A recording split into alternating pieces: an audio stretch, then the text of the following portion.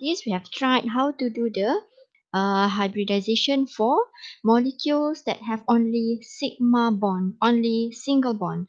Okay, now we will try how about the molecules with multiple bonds.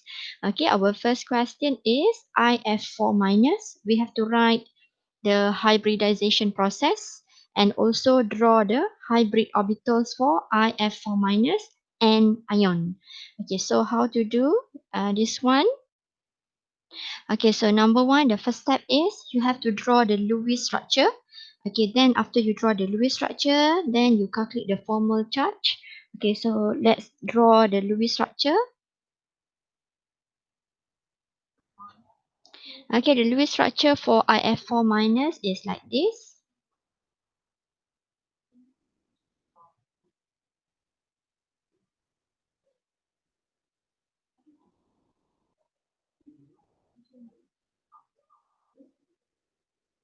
Iodine is singly bonded with 4 fluorines and it also has 2 lone pairs at iodine at the central atom. Okay, then make sure you draw all the lone pairs at the terminal atom. Okay, then since this one is ion, so we have to draw a big square bracket and then the charge. Okay, then we have to calculate the formal charge. Let's calculate the formal charge for each atom.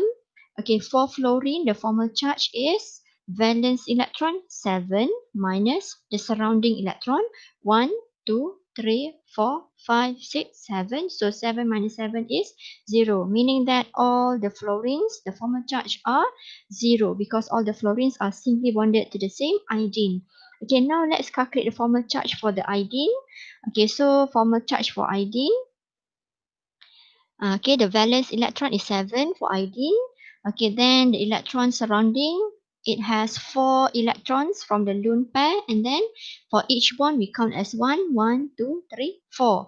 7 minus 4, or you can just write 7 minus 8.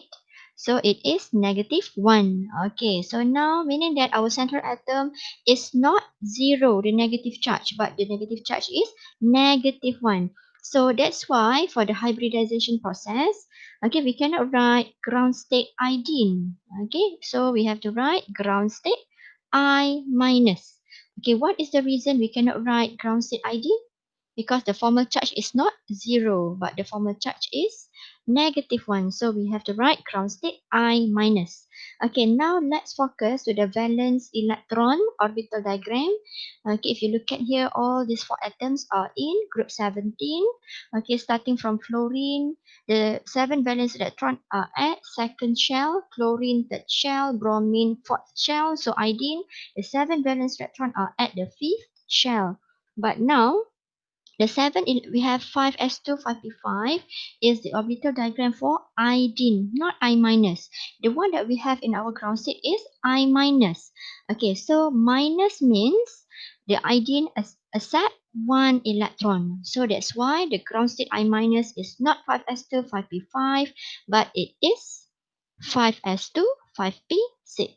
Okay, 5s2.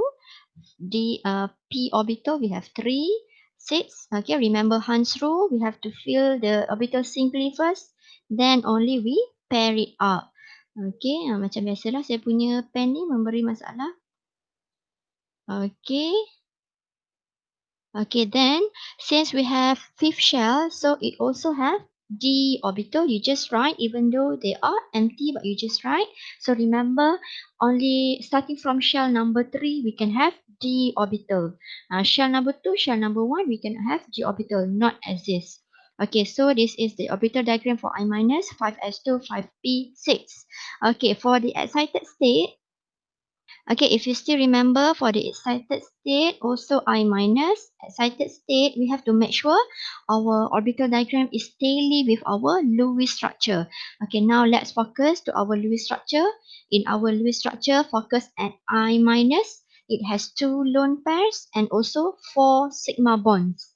Okay, meaning that in our excited state, we need 2 paired electron. Okay, because this paired electron, electron berpasangan, represents the lone pair. Okay, these two. Now we have 1, 2, 3, 4. We have 4 paired electrons, but we only have 2 lone pairs.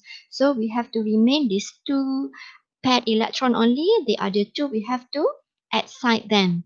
Okay, because we have, lagi pun kita ada 4 sigma bonds, meaning that we need 4 single electron.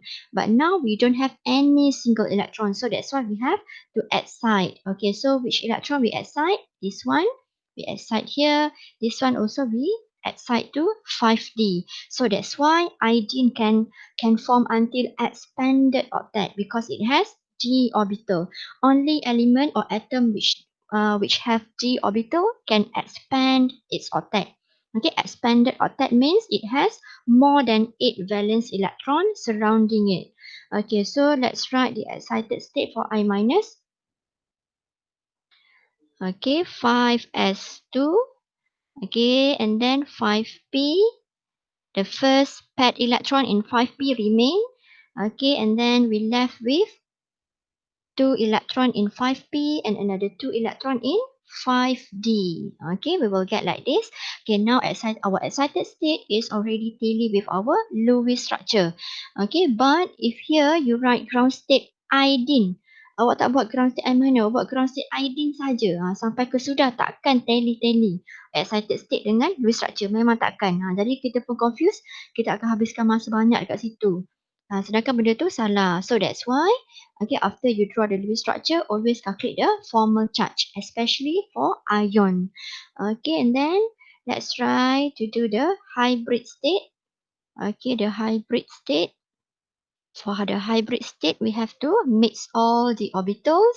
Okay, because the orbitals involved in formation of lone pair and sigma bond. Okay, only orbitals involved in formation of sigma bond and lone pair we can hybrid. Okay, so we mix up all the 1, 2, 3, 4, 5, 6. All the 6 orbitals we mix up. Kawinkan dia, dudukkan dia rapat-rapat. Okay, one orbital is from S, so S. 3 orbital is from P, so P3, and 2 orbitals is from D, so become sp3, D2. Okay, we have 2 paired electron, 4 single electrons, and also we have 3 empty 5D orbitals. You just write empty. Tak ada apa-apa. Okay, and then after we do for the central atom, now let's write the ground state only for the terminal atom. Ground state for fluorine. Okay, fluorine, we just write fluorine. It is not F minus because the formal charge of the terminal atom fluorine is 0. That's why it remains as fluorine only, not F minus. So fluorine, if you look at the valence electron orbital diagram up here, so it is 2s2, 2p5. Okay, 2p5. Ni berapa dah ni? Okay, satu lagi. Okay, meaning that this is the single electron that will overlap with hybrid orbitals in I minus. Okay, now let's draw. Okay, let's draw. Nampaknya tinggal ruang tak muat sangat untuk saya ni. Tak apalah, try. Okay. Okay, since we have sp3d2, meaning that we have 6 kelopak. 1, 2, 3, 4, 5, 6. Okay, we have 6 kelopak. So how to draw the 6 kelopak? What is the shape? Okay, so if 6 kelopak means the class of molecule is AB6. So AB6, it is octahedral. Okay, now let's draw an octahedral. 1, 2, 3, 4, 5, 6. Okay, and then this, let's label it. This one is for iodine. Okay, I minus. Okay, let's, ataupun saya lebih besar sikit lah.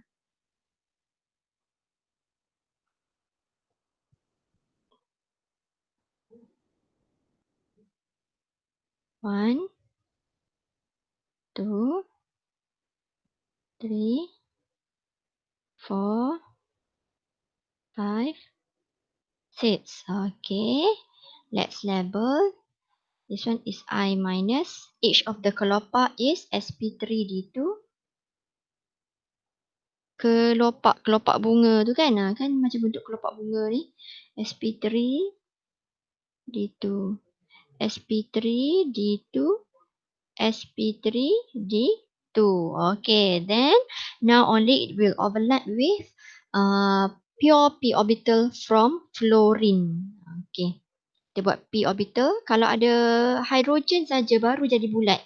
Selain daripada hidrogen, semuanya kita lukis dumbbell. Even though the single electron is from d orbital, you don't have to draw cloverleaf, but you draw dumbbell.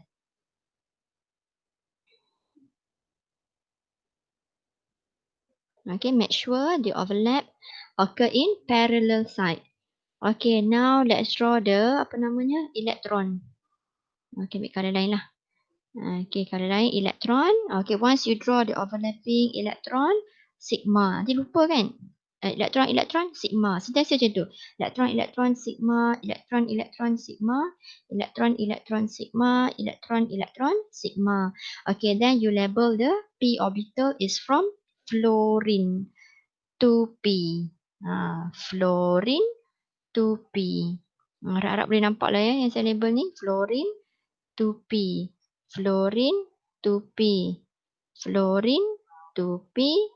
Fluorine to p. Okay. Okay, dah siap dah. Okay, so this is the hybridization process and also the hybrid orbitals. Okay, the diagram of hybrid orbitals for IF4 minus. Okay, but remember, if the question did not ask you to write the hybridization process, you don't have to write this one. Okay, actually, we can just determine the type of hybridization for I minus by using the formula lone pair plus sigma bond. How many lone pair? 2. Sigma bond 4. So total is 6. So it is, if 6, the total is 6, meaning that it is sp3d2. 6 kelopak. Terus lukis 6 kelopak. Tak payah buat hybridization process. Okay, means it depends on the question. Okay, now let's do the second question. The second question is 18. Okay, second question dia bagi 18. 18 is carbon double bond carbon and each of the carbon is singly bonded to 2 hydrogens. Okay, jom kita buat hybridization process. Okay, now the Lewis structure is already given. Okay, we just calculate the formal charge. Each of the atom, actually the formal charge is 0. Nanti study balik kalau tak ingat macam mana nak calculate formal charge. Okay, so we write the ground state. Ground state carbon. Okay, ground state carbon is 2s2.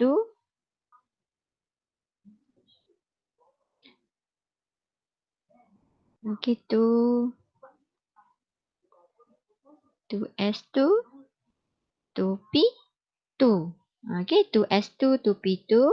Okay, next we have to look at each of the carbon. Okay, focus at the first carbon. The first carbon, it has 1, 2, 3, 4. It has 4 bonds. Where from the 4 bonds, only 3 are sigma bonds. Sigma, sigma, sigma. While this one is the pi bond. Okay, meaning that it has 4 bonds. Okay, and from the 4 bonds, 3 are sigma, while another one is pi bond. Okay, the same goes for the other carbon. The other carbon also, it has 4 bonds, 3 sigma and 1 pi. Okay, now let's continue for the excited state. Excited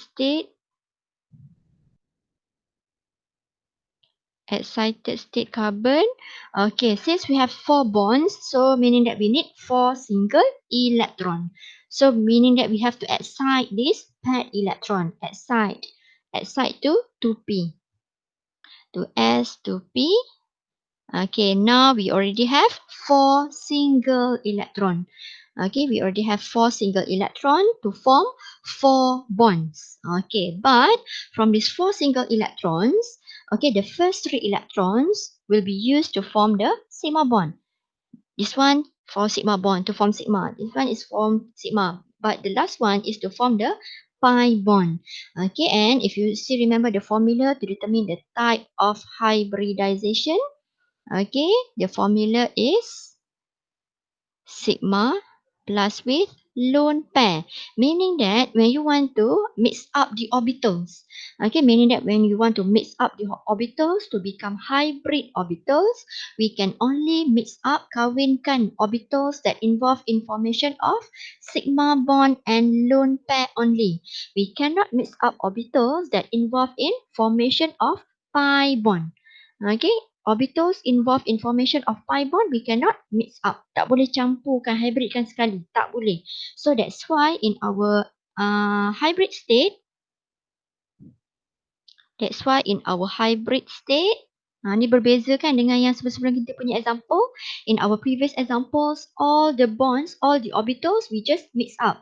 But here when we have multiple bonds, only orbitals that involve in formation of sigma and lone pair only you can mix up. Okay. Saya cakap laju-laju ni, nanti kalau awak tak faham boleh ulang balik video. Okay, to S. Salah. Harap awak tak bosan lah tengok saya ni kan. Kejap padam, kejap tulis, kejap padam ni. Okay, we can only mix up the first 3 orbitals. 1, 2, 3. 1, 2, 3. 1 is from S. 2 is from P. So, sp2. Another one is left as pure p orbital, unhybridized. Okay, this one you just write unhybridized. So what is the shape of the orbital?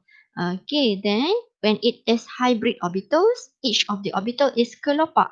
Now we have 3, so 3 orbitals, so 3 kelopak. 1, 2, 3. 3 kelopak. So satu lagi yang unhybridized, it is unhybridized. So the shape is not kelopak, but the shape is pure p orbital, dumbbell. Kita masih ada dumbbell. 3 kelopak, 1 dumbbell. Okay, so what I'm writing here, is for the first carbon. Okay, the same thing happen to the second carbon because they are similar, sama. Carbon yang sama kan, carbon double bond, carbon single-single, dan ni pun sama. So sebenarnya benda ni ada dua lah. Carbon ini, the first carbon, it has 3 kelopak and 1, dumbbell. The second carbon also, it has 3 kelopak and 1 dumbbell. Dua-dua ada benda yang sama. Okay, now let's write the hybrid state for hydrogen. Okay, hybrid state hydrogen. Hybrid state pula, ground state. Okay, ground state hydrogen only 1s. Okay, so the orbital is spherical shape. Now let's draw. Okay, let's draw for carbon. Okay, carbon sp2 3 kelopak. So if 3 kelopak, meaning that the shape is trigonal planar. So we draw a trigonal planar. 1, okay, 1, 2, 3. Okay. Ini pun trigonal planar juga, tapi awak kena pandang daripada saya nak cakap trigonal planar ni, okay, imagine ni kepala dia. Ni kepala, ni tangan dia. Kan ni yang kepalanya. Selalu lukis trigonal planar macam ni. Kita lukis trigonal planar macam ni selalu. Atas yang kepala, bawah tangan dia kan. Sekarang saya rotate benda ni 90 degree. Jadi macam ni. Sebab saya senang nanti nak overlap dengan the next carbon. Okay, now let's label. This is carbon. Carbon, each of the kelopak represents sp2, sp2, sp2. Okay, now let's draw. Okay, let's draw the sigma bond. The sigma bond formed between this carbon and this carbon. So remember, this carbon also, the second carbon also, it has 3 kelopak. Okay, 3 kelopak and 1 dumbbell. So the second carbon, okay, I will also draw a trigonal planar. Okay, ingat dia pun trigonal planar juga. Dia pun ada 3 kelopak juga. The second carbon, they overlap. Okay, they overlap to form sigma bond dulu. Okay, they will overlap to form sigma bond. Okay, dia akan overlap to form sigma bond. So, which sigma bond ni?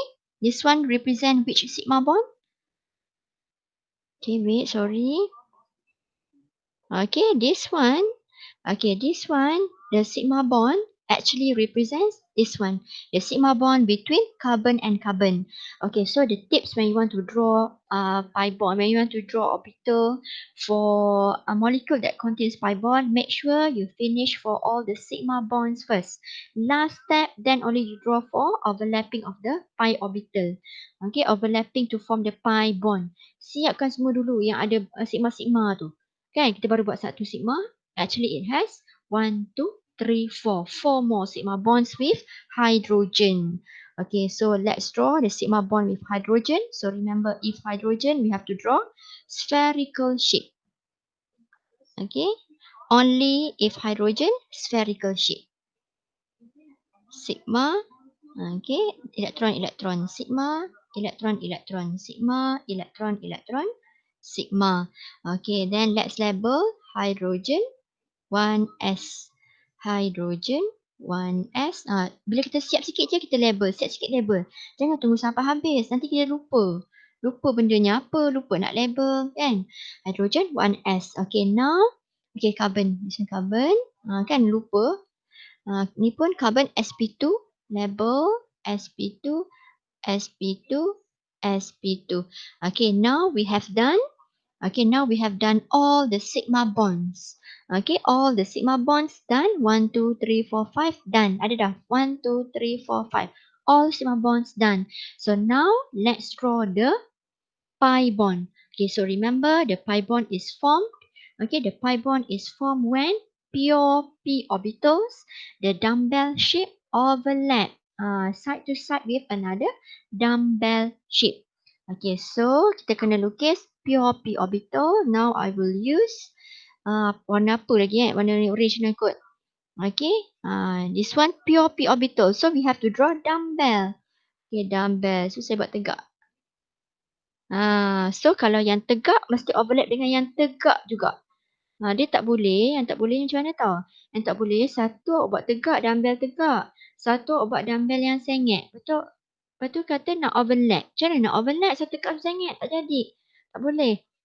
Okay, then let's draw the electron.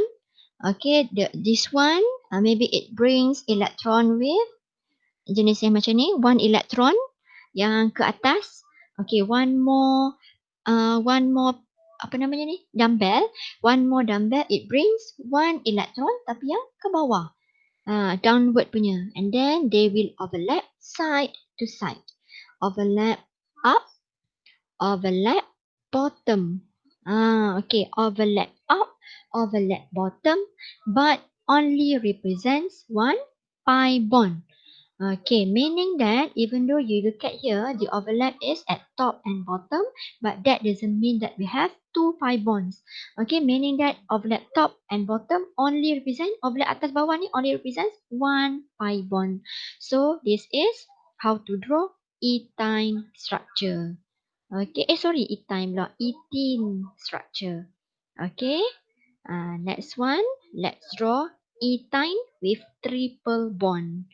Okay, let's draw ethyne with triple bond. Ini pun sama if you don't want to draw the hybridization process pun can. Okay, you can just determine the type of hybridization. Directly you draw the hybrid orbitals. Okay. Tapi saya akan tunjuk jugalah dia punya hybridization process so that you can understand better. Okay, now let's try the last question. That is ethyne. 3C triple bond C and each carbon bonded to 1H. Okay, so for this one, okay, this one is sigma bond, sigma bond, sigma bond. Another two are pi bonds. Okay, so remember when we have multiple bond, only one bond is sigma, the rest are pi bonds. Okay, now let's write the ground state. Benda dah. Okay.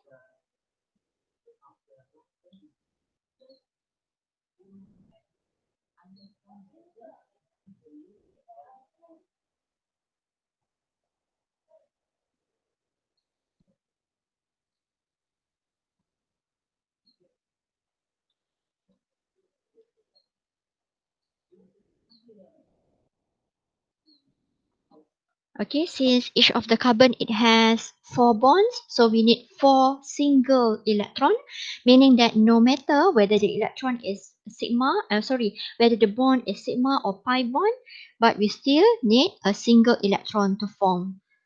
So to S1 become to P3 like this. Okay, and then let's label either it is for sigma or pi. Okay, look at the first carbon. It has 2 sigma, meaning that the first 2 electrons are to form the sigma bonds. Another 2 are to form the pi bond.